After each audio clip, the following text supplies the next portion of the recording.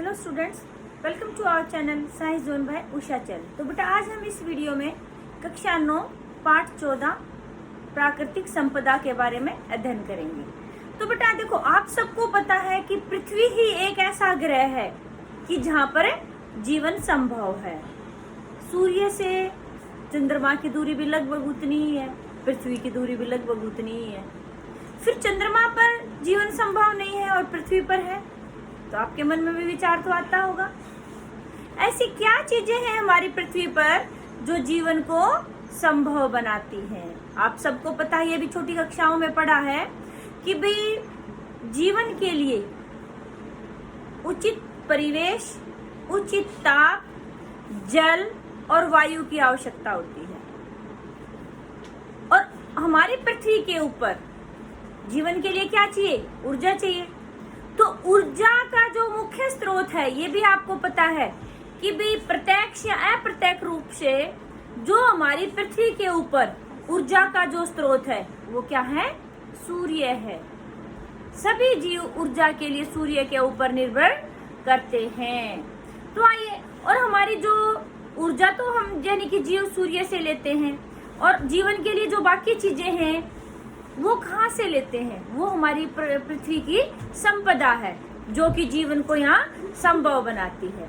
तो ये हमारी पृथ्वी की संपदा कौन सी है जिसके कारण से हमारी पृथ्वी जीवन के लिए उचित परिवेश देती है?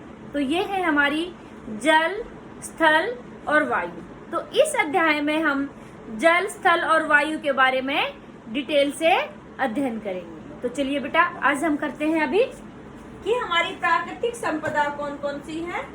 तो पृथ्वी की प्राकृतिक संपदा में कौन कौन आ गए? नंबर 1 स्थल, नंबर 2 जल और नंबर 3 वायु। तो आपसे पूछा जाए कि भी हमारी पृथ्वी की प्राकृतिक संपदा कौन सी है जो कि पृथ्वी के ऊपर जीवन को संभव बनाती है, तो आप क्या बताएंगे? स्थल, जल एवं वायु। फिर बात आती है कि भी स्थल मंडल।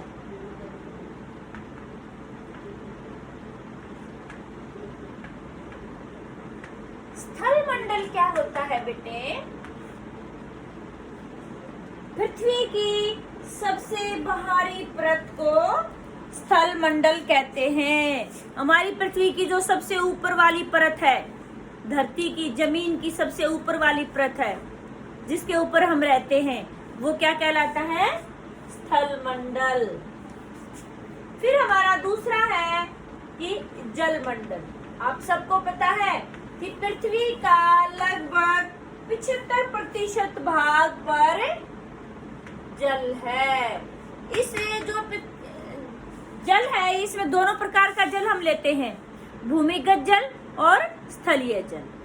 तो ये भी आपका जीके का क्वेश्चन है कि पृथ्वी के कितने भाग पर जल है? 75% भाग पर। इसमें भूमिगत जल भी और स्थलीय जल भी। ये भूमिगत जल क्या होता है बेटे? यानी कि जो हमारा जमीन के नीचे पानी पाया जाता है।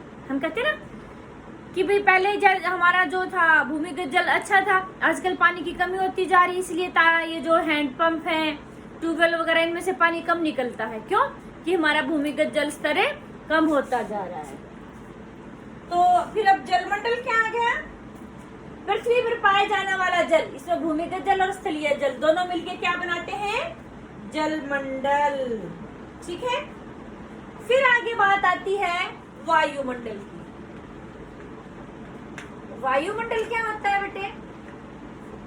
हमारी जो पृथ्वी है, इस पूरी पृथ्वी को एक हवा का कंबल की तरह से, हवा का घेरा है जो कंबल की तरह से ढके हुए है। पूरी पृथ्वी के चारों ओर हवा है, एक कंबल का काम कर रही है, आवरण का, ढकने का काम कर रही है। तो हवा का जो आवरण हमारी पृथ्वी को चारों ओर से घेरे हुए है, वो क्या कहलाता है? वायुमंडल। ठीक है बेटे। तो ये हमारा हो गया वायुमंडल। फिर एक और मंडल का आपने नाम सुना होगा, जीव मंडल या जैव मंडल।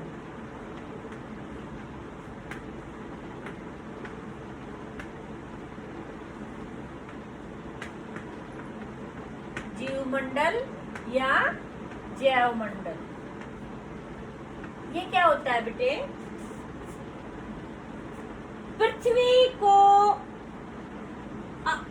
पृथ्वी पर जीवन को संभव बनाने वाला, पृथ्वी पर जीवन को संभव बनाने वाला पृथ्वी का वह घेरा जहां पर स्थलमंडल, जलमंडल और वायुमंडल एक दूसरे से मिलकर के जीवन को संभव बनाते हैं, क्या कहलाता है? जीवमंडल या जैवमंडल। समझ में आई? जीवन को आश्रय देने वाला पृथ्वी का वह घेरा जहां पर स्थलमंडल, जलमंडल और वायुमंडल तीनों मिलकर जीवन को संभव बनाते हैं, वह क्षेत्र या वह घेरा क्या कहलाता है बेटे? जीव या जैवमंडल। इस जीवमंडल या जैवमंडल के दो घटक होते हैं, जैविक घटक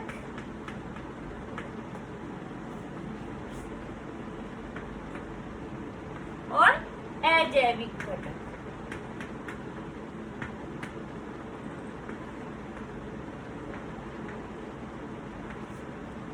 देखो बेटे, घटक का तो आपको पता है, संघटक मतलब जिनसे वो चीज मिलकर बनी है।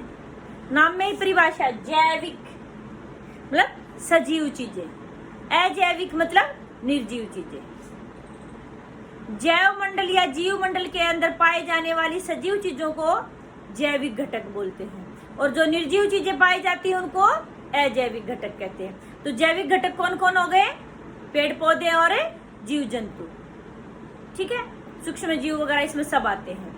और अजैविक घटक में क्या हो गया? मृदा, हवा, पानी, तापमान आदि, ठीक है। तो जैविक में आपका क्या आ गया? पेड़ पौधे और जीव जंतु।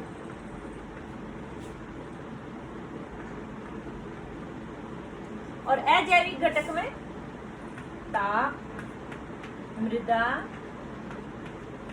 हवा, पानी आदि, ठीक है बेटे। तो अब सबसे पहले बात करेंगे कि भाई वायु के बारे में। वायु क्या है? आपने पहले भी पढ़ा हुआ है कि वायु क्या है। आपने छोटी क्लासेस में पढ़ा था, वायु गैसों का गोला है। तो आप थोड़ी सी बड़ी कक्षा में आ गए, थोड़ा सा डिटेल से करेंगे। वायु क्या है? विभिन्न गैसों का समांगी मिश्रण है। कैसा मिश्रण है? समांगी मिश्रण। ये आपने पाठ 2 में पढ़ा था कि समांगी मिश्रण क्या होता है। क्या होता है? जिसके अंदर, जैसे अब दूध के अंदर पानी मिला दिया, क्या आप दूध के कण बता सकते? दूध का कण कहाँ पर है और पानी का कण का, मतलब 2 या 2 से अधिक घटक जब मिलाए जाते हैं और वो अलग अलग से नजर नहीं आते, तो उस मिश्रण को हम क्या कहते हैं? समांगी मिश्रण। और जिसमें जैसे दाल और चावल हमने अलग अलग एक साथ मिश्रण बना दिया, तो हम बता सकते हैं दाल का दाना कहाँ और चावल का कहाँ दिखाई देते हैं, तो ये होता है विषमांगी। हाँ बेटे, जैसे हवा है हमारे चारों ओर, तो इसमें आप सबको पता है, छोटी कक्षाओं में पढ़ा है कि हवा विभिन्न गैसों का मिश्रण है। तो क्या हम बता सकते हैं ये कार्बन डाइऑक्साइड का कण है, ये ऑक्सीजन का कण है, ये नाइट्रोजन का कण है? नहीं, वो आपस में एक दूसरे से घुली हुई है, बिल्कुल समांगी मिश्रण है। यानी कि वायु विभिन्न गैसों का समांगी मिश्रण है। इसके अंदर कौन कौन सी गैस आती है? नाइट्रोजन। नाइट्रोजन कितने प्रतिशत है? लगभग 78%। ऑक्सीजन कितने प्रतिशत है? लगभग 21%, ठीक है। और CO2 कितने प्रतिशत है? 0.03%। और जलवाष्प व अन्य गैसें जैसे ऑर्गन, हीलियम, ये आ गए।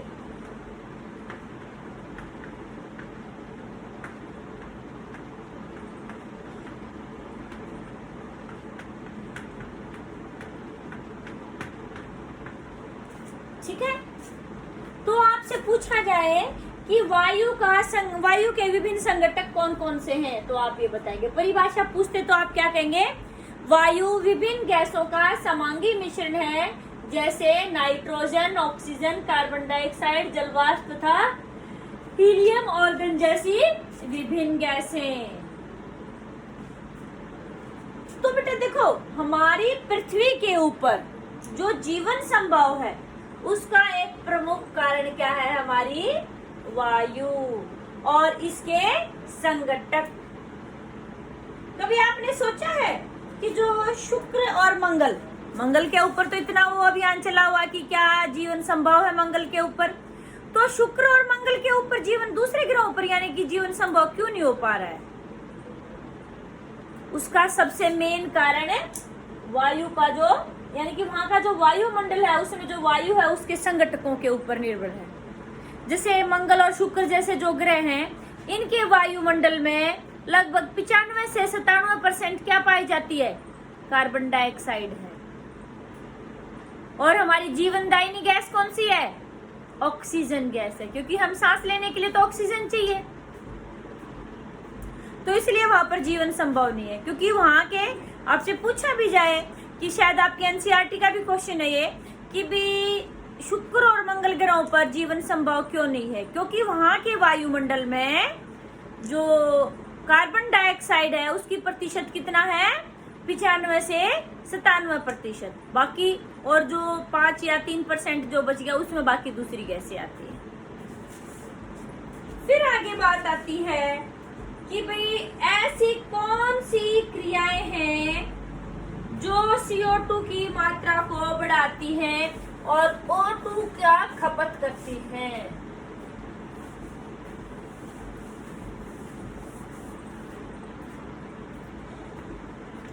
O2 मतलब ऑक्सीजन, O2 की खपत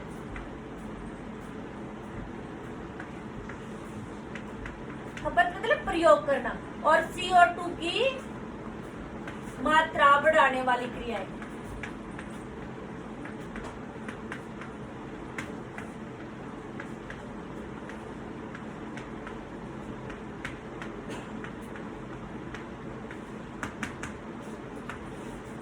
अब देखिए बेटे, आपने छोटी कक्षाओं में भी पढ़ा हुआ है, 7th क्लास में भी आपने पढ़ा था कि कोशिका 2 प्रकार की थी, प्रोकैरियोटिक और यूकैरियोटिक कोशिका। कोशिका चाहे किसी भी प्रकार की हो, प्रोकैरियोटिक हो या यूकैरियोटिक हो, वहां हम भोजन किस लिए ग्रहण करते हैं? ऊर्जा के लिए। और भोजन से ऊर्जा कैसे निकलती है? आपने श्वसन क्रिया की थी 7th क्लास में भी, उसमें क्या था कि भोजन से ऊर्जा प्राप्त करने के लिए क्या था कि भोजन जो था किसमें टूट रहा था? ग्लूकोज के अणुओं में। किसके अणुओं में? ग्लूकोज के अणुओं में। किसकी सहायता से? ऑक्सीजन की सहायता से। अब जब भोजन का ये पूर्ण रूप से पाचन हो जाता है तो यानी कि वायवीय श्वसन के जो उत्पाद थे, या वायवीय हो या अवायवीय हो, भोजन का जब ऑक्सीजन की उपस्थिति में अपघटन होता है तो क्या बनता है? CO2 और जल बनता है। ये आपने 7th क्लास में पढ़ा हुआ है बेटे।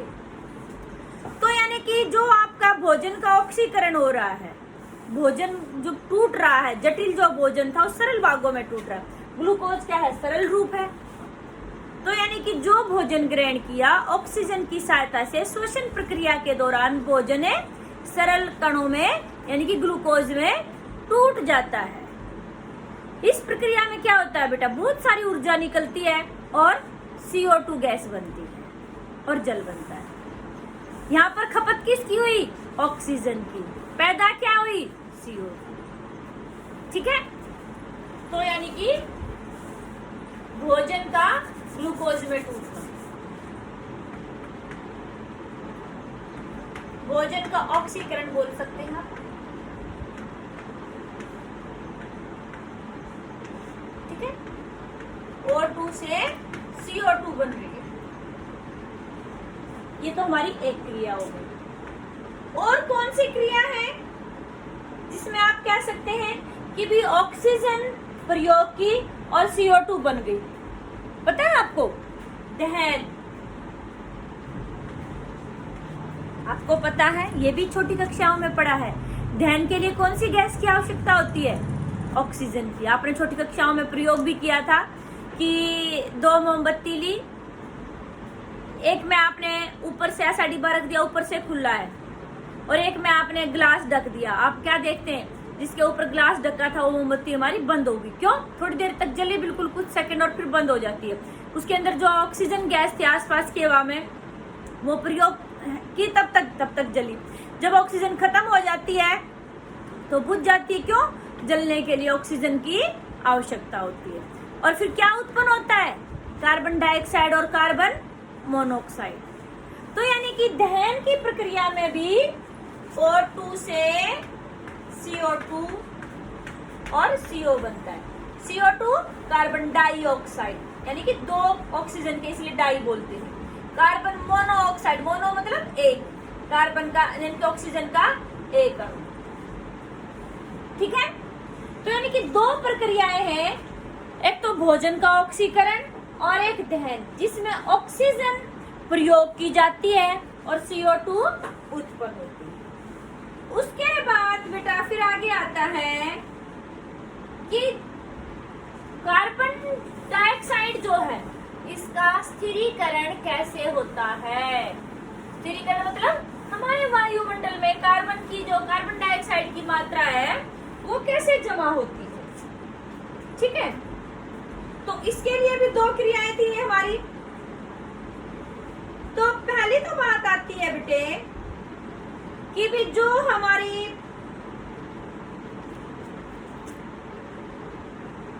हम कार्बन डाइऑक्साइड प्रयोग करते हैं, ये भी आपका जीके का क्वेश्चन है।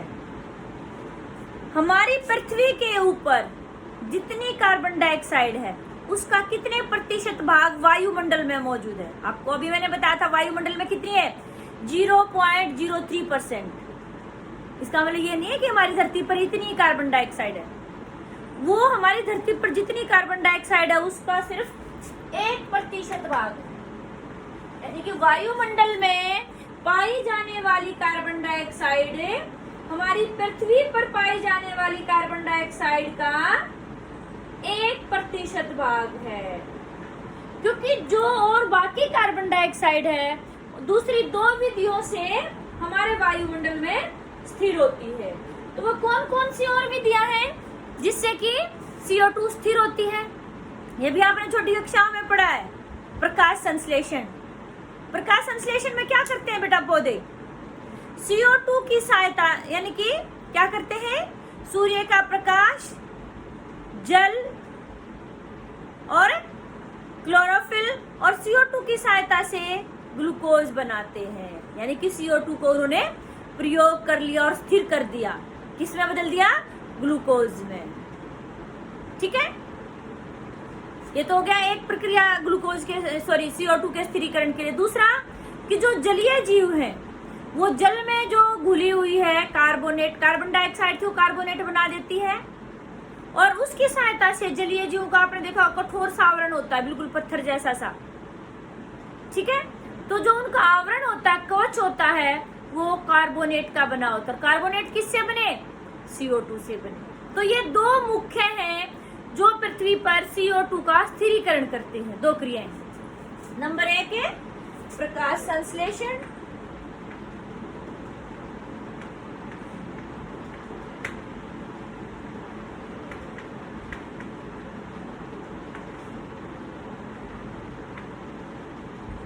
और नंबर 2 है आपका, क्या था बेटे, समुद्री जंतुओं का कवच।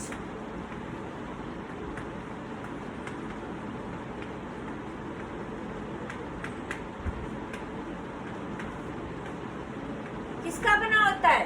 कार्बोनेट का। यह आपका जीके का भी क्वेश्चन है। ठीक है?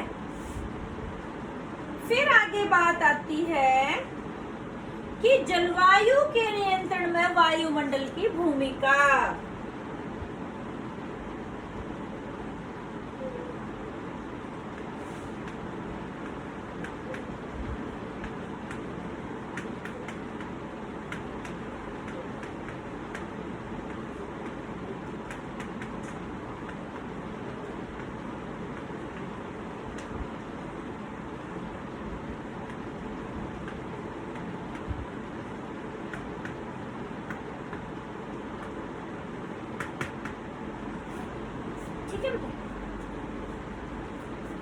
अभी मैंने आपको बताया था कि जो वायुमंडल है हमारी पृथ्वी के चारों ओर एक कंबल की तरह से घेरे हुए हमारी पृथ्वी को। एक कंबल एक आवरण का कार्य करता है। और आप सबको पता है, छोटी कक्षाओं में पढ़ा कि वायु जो है वो ऊष्मा की कुचालक होती है। जैसे हमने पीछे किया था कि भी बर्फ की सिल्ली जो होती है, दुकानदार उसको जूट के बैग में रखता है। क्यों? क्योंकि जो जूट के बैग में छोटे छोटे छेद होते हैं उसमें हवा भर जाती है, और हवा फिर क्या करती है, ऊष्मा को न तो अंदर आने देती न बाहर जाने देती है। तो ऐसे ही हवा जो है हमारी पृथ्वी को चारों ओर से घेरे हुए वायुमंडल के रूप में। तो इसलिए क्या करेगी, दिन के समय जैसे सूर्य की बहुत ज्यादा तेज किरणें आती है तो बहुत अधिक तापमान को बढ़ने भी नहीं देती, और रात के समय बहुत अधिक तापमान को घटने भी नहीं देती, मतलब तापमान को नियंत्रित रखती है, जिसके कारण से हमारी पृथ्वी पर जीवन संभव है। तो आपसे पूछा जाए कि भी वायुमंडल जीवन के लिए कैसे उत्तरदायी है। वायुमंडल हमारी पृथ्वी को कंबल की तरह से ढके हुए है, जिसके कारण, क्योंकि वायु ऊष्मा की कुचालक है, इसीलिए दिन के समय तापमान को बहुत अधिक बढ़ने नहीं देता और रात के समय बहुत अधिक घटने नहीं देता, और हमारी पृथ्वी के ऊपर तापमान को एक निश्चित रेंज में रखता है, निश्चित परिसर में रखता है, जिससे के कारण यहाँ पर जीवन संभव है। ठीक है बेटे। अब देखिए, अभी थोड़ी देर पहले भी मैंने बात की थी कि चांद और पृथ्वी, जो चंद्रमा है और पृथ्वी है, उनकी दूरी लगभग पृथ्वी सूर्य से बराबर है। फिर हमारी पृथ्वी पर तो तापमान नॉर्मल रहता है, ठीक है ना, और चंद्रमा पर तापमान -190 डिग्री सेल्सियस से 110 डिग्री सेल्सियस के बीच